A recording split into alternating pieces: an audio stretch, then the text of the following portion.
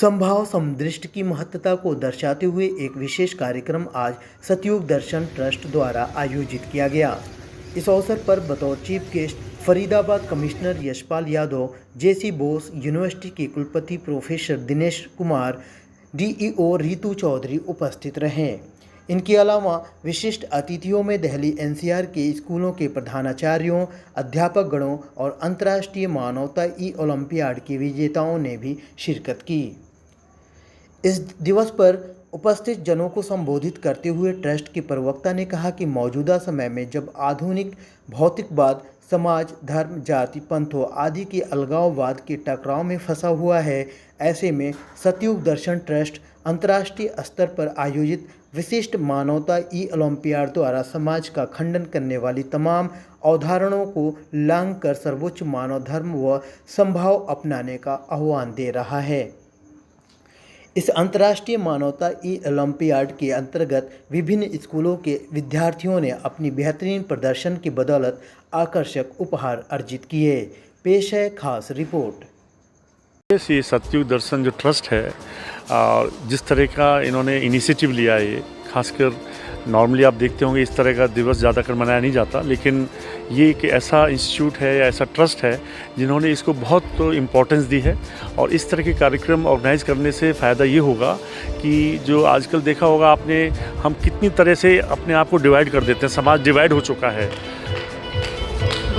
लेकिन वो डिवीज़न को इकट्ठा करने के लिए, जोड़ने के लिए इन्होंने जो ये पहल की है, समभाव दिवस मनाना, समदृष्टि अपनाना, ये एक अपने आप में बहुत बड़ी बात है। मेरे को ऐसा लगता है कि ऐसे कार्यक्रम से समाज में एकता बढ़ेगी और समाज के लिए जो ज़रूरत की चीज़ है वो उसमें है, बजाय कि तोड़ने की जोड़ने का काम कर रहे हैं। इसके लिए इनको बहुत बहुत बधाई।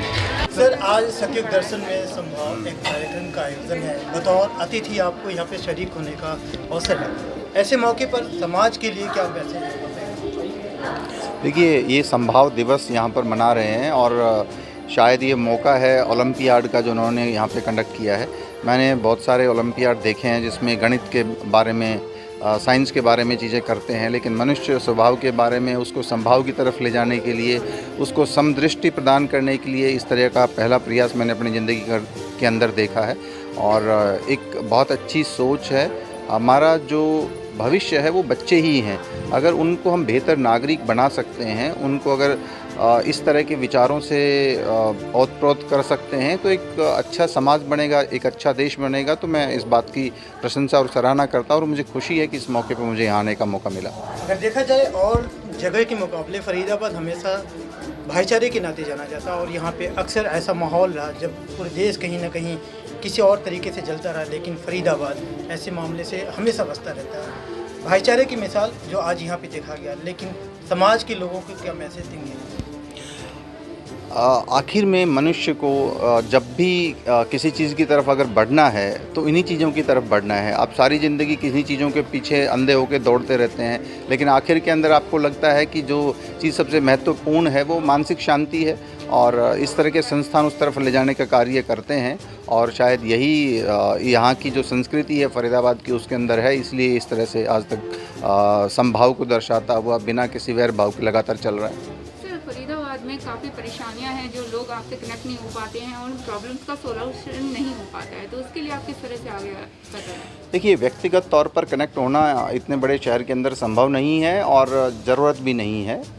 जो संस्थान चलते हैं वो अलग अलग अधिकारियों से, कर्मचारियों से, उनको सबको अपनी अपनी जिम्मेदारियां निभानी पड़ती है और धीरे धीरे करके इसको सेंट्रलाइज कर दिया गया, जो कि नुकसान कर रहा है। और उसी चीज़ को हम वापस डिसेंट्रलाइज करना चाहते हैं और अलग अलग क्षेत्र के लोगों को साथ मिलाकर सिविक सोसाइटी और हमारे जो अधिकारी कर्मचारी हैं वो अपनी जिम्मेदारियों को समझें, उनको करें, अपने अपने फील्ड के अंदर कार्य करें। और हम सिर्फ उनको नीति नियमों के बारे में या नई योजनाओं के बारे में बैठकर शांति से विचार विमर्श करके वो उनको मार्गदर्शन करें, तो वही एक सच्चा मॉडल है और उसके ऊपर हम काम कर रहे हैं। और मुझे उम्मीद है कि आने वाले दिनों में उसके सकारात्मक प्रभाव भी आपको नज़र आने लगेंगे। मैम, आज सतयुग दर्शन में समभाव कार्यक्रम में एक आयोजन किया जा रहा है। कहीं ना कहीं आपने अपने बाड़ी से कहें या फिर इन्फॉर्मेशन से बच्चों को कहीं ना कहीं मुतासिर किया है, क्या चीज़ बताया है और आज के इस कार्यक्रम के लेके क्या कहना है? ये स्कूल में जहाँ सतयुग दर्शन में मैं आज पहली बारी आई हूँ और जो मानवता के आधार पर जो भी यहाँ पर एक कार्यक्रम हो रहा है, मुझे लगता है कि इस तरह की जो शिक्षा है बहुत ज़रूरी है। हम अगर मानवता और सही रास्ते पे चलाना अगर बच्चों को सिखाएंगे तो मुझे लगता है कि इस तरह से उनका जो मानसिक विकास है वो बहुत अच्छा रहेगा और अच्छे ही विचारों से और अच्छे ही आपके कर्मों से आप जीवन में एक ऐसा स्थान प्राप्त कर सकते हैं जो भगवान के रूप में आप किसी को अपना एक योगदान भी दे सकते हैं। और मुझे बेहद खुशी है कि हमारे जो यहाँ पे बच्चे हैं, टीचर्स हैं, उन सब ने बहुत अच्छा कार्य किया हुआ और एक बहुत ही अच्छी फील आ रही है और ऐसा महसूस हो रहा है कि हाँ, अभी मानवता है और मानवता के आधार पे अभी हमारे देश में सभी को सजग भी किया जा रहा है इस बारे में।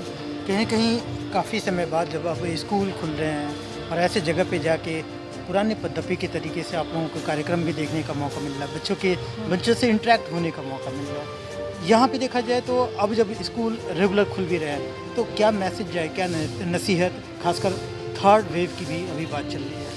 हाँ, उसमें यही कहना है कि जो थर्ड वेव के अभी चांसेस लग रहे हैं और बच्चे कोविड में स्कूल आने शुरू हो गए हैं। देखो, ये एक ऐसी महामारी है, इससे हम सिर्फ अपने आप को बचाव ही कर सकते हैं, हम इसको रोक नहीं पाएंगे। पर पिछले जो वर्षों में इस तरह से हमारा 2 साल से बच्चों और टीचर्स के बीच में एक दूरी पैदा हो गई, एक मानसिक तनाव भी आ गया है, क्योंकि आप जब शिक्षा के लिए एक स्कूल में नहीं जा पाते तो आपको वो पूरी आपकी जो होती है ना आपकी जो पूरी विकसित नहीं हो पाता शरीर, आपका मन। तो मुझे ये लगता है कि सबसे पहले स्कूल में आना ही बहुत बड़ी एक बच्चों के लिए उपलब्धि है और बच्चे इसको और टीचर्स इसको बचाव से ही रोक सकते हैं। उनको पूरे नियम बताएं कैसे आप इनको थर्ड वेव को रोक सकते हैं। पेरेंट्स अभी भी फ़िलहाल बड़े संशय में हैं, बच्चों को भेजने से वो वेट कर रहे हैं कि भाई थर्ड लहर आने वाली है, उसके बाद हम देखने के बाद बच्चों को स्कूल भेजेंगे। एक रिस्पॉन्सिबल जिम्मेदारी पे आप हैं और आपके ज़रिए मैसेज जाए, क्या पेरेंट्स को अभी भी बच्चे को कोरोना गाइडलाइन का पालन करते हुए भेजना चाहिए या फिर वेट करना चाहिए? उसमें मेरा यही कहना है कि हमें बच्चों को जागरूक करना है, माता पिता को जागरूक करना है, समाज को जागरूक करना है। हम पिछले 1.5 साल में बहुत कुछ सीख चुके हैं, क्योंकि जब नया नया कोई चीज़ होती है तो उसमें आपसे कुछ कमियां रह जाती हैं और अब हमें पता है समान दूरी है, मास्क है, सैनिटाइज़र है, किसी के साथ आप कितने दूरी बना के रखेंगे।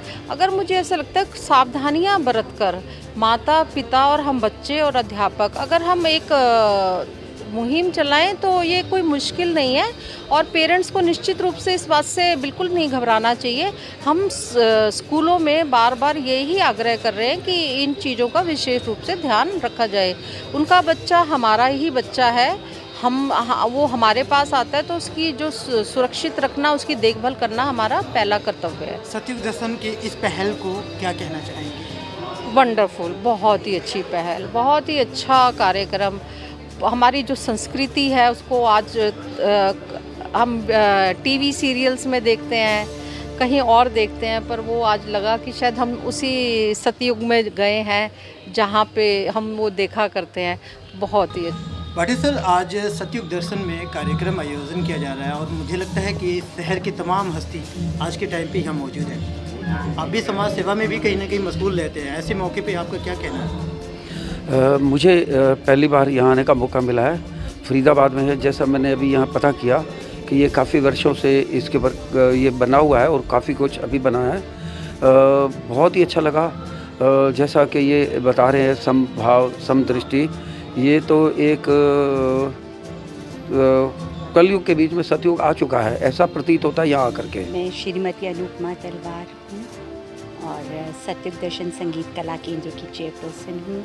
सबसे पहले तो मैं यहाँ की एक वॉलंटियर हूँ, इस संस्था के साथ जुड़ी हुई हूँ बहुत सालों से और हम सब यहाँ निष्काम भाव से कार्य करते हैं।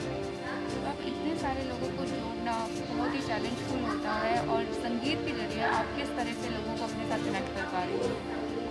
संगीत में अपनी एक शक्ति है जो खुद अट्रैक्ट करती है, और मेरा मानना ये है कि संगीत कण कण में, कुदरत के कण कण में व्याप्त है। हर जीव में, हर उस कुदरत की जो भी उसकी बनत है, जो भी रचना है, उसमें संगीत व्याप्त है। तो संगीतमय और सुखद, मधुरमय इस संसार को बनाने के लिए हमारी यही कोशिश है कि हम ज़्यादा से ज़्यादा लोगों को अपने साथ जोड़ें, और जो हमारा एक मिशन है वो है मानवता।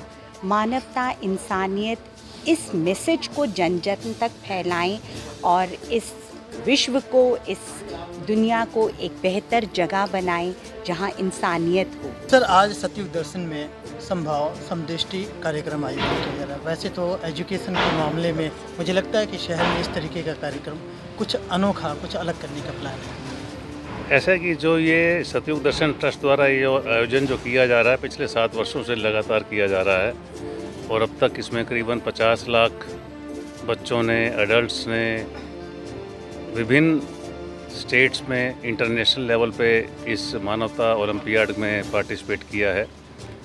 इसका जो मेन ध्येय है, जो पर्पस है कि मानवता के क्या ट्रेड्स या गुण हैं जो बच्चों में या एडल्ट्स में, उसको कैसे डेवलप किया जाए, और क्या क्या चीज़ें हैं। यदि वो आत्मनिरीक्षण इस सारे प्रोसेस में जब वो 15 मिनट का एग्ज़ाम देते हैं तो उनको पता लगता है कि क्या क्या चीज़ें हैं, कैसे हैं।